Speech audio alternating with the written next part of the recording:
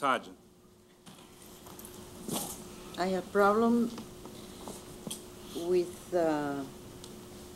this speaker and the amount of money that we're spending in bringing him here, plus expenses, hotel and flights.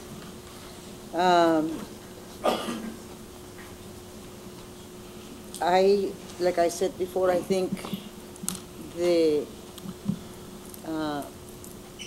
teachers and principals in the Lansing School District don't need motivators.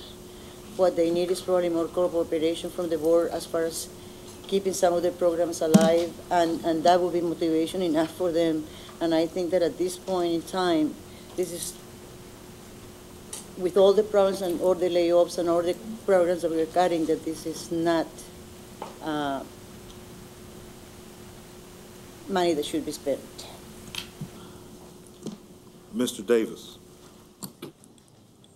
This is really expensive time because it's training time of teachers when you can train and get them their attention, get them to actually have to focus on instructional issues. And I'm suggesting, and I'm voting against this because I'm not pleased with the way we're handling professional development. I don't think this is a morale booster. I think it's an exciting moment and an inspirational person. I'm sure that's true. The fact is that we have serious issues of instruction in this district. We have buildings where instruction is not up to par. We have middle schools and high schools that are 20 percentage points below state average. Giving a pep talk to a group of teachers and using this expensive time for that purpose, to me, is not appropriate. What I believe we should be doing, and I'm asking the superintendent to consider, is instead of going this route, which of course has not worked since we've done it every year since I've been on the board, and we've had many very inspirational leaders from outside of the district. I'm going to suggest that we do what any normal functioning organization would do. This is from my world. You have excellence in several buildings. You have subpar performance in several buildings, particularly in the elementary area. I don't know that we have the excellence we're looking for in any of our secondary schools. You have people you're bringing in as experts. I don't know where they get the time to really give their concepts to the group of the staff, and perhaps they do. But since there's only, how many days? 4? It'll be 4 next year.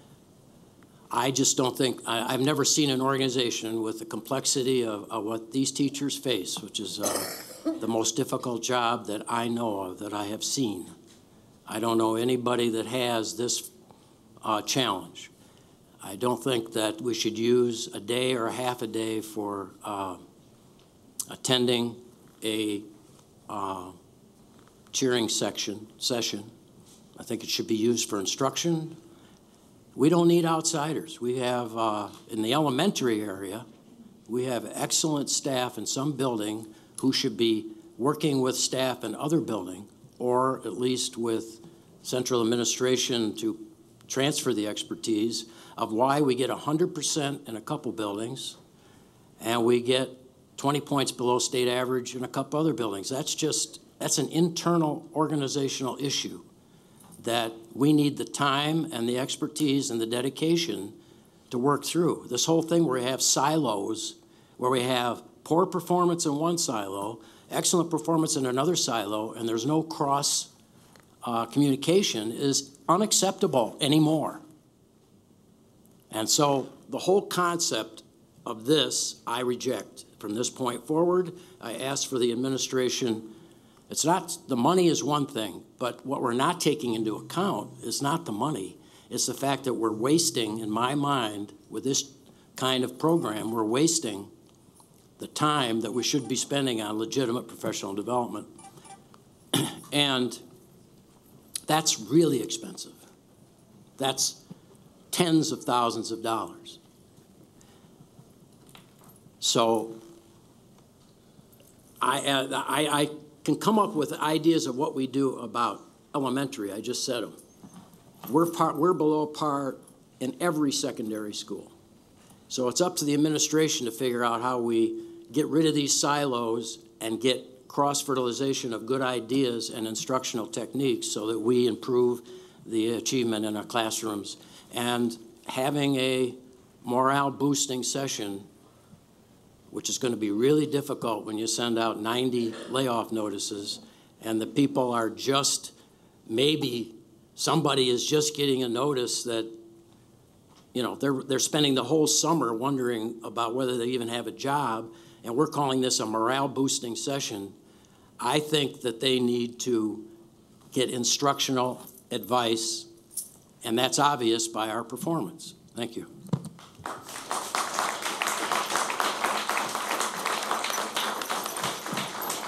Ms. Rogers, Shirley Rogers. I totally agree with Mr. Davis. One of the complaints teachers have indicated for years is that they would like to be able to spend their professional development time working out problems that they have in their buildings with each other. And instead,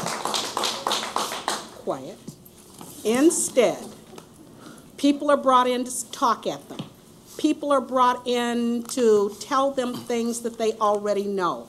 And we spend this money when we might be better served to allow them to plan, to work cooperatively, to talk with their colleagues in other buildings that are doing exactly what Mr. Davis said. They want the opportunity to do that. That is professional development in my mind. And so I will be voting no for that reason. And with regards to Mrs. Villarreal, she is an outstanding teacher. She did a wonderful job when she was working here at the district. She is a wonderful person. I don't have a problem with her being brought in the circumstances. What I have a problem with is the fact that nobody took time to estimate how much it was going to cost to have her here for the end of the year and bring it to the board in a timely manner so it could be approved, particularly since this contract is ending on June 6th and today is June 5th. I think the board should get information in a much more timely manner than this. And because of that, I have no problem with her.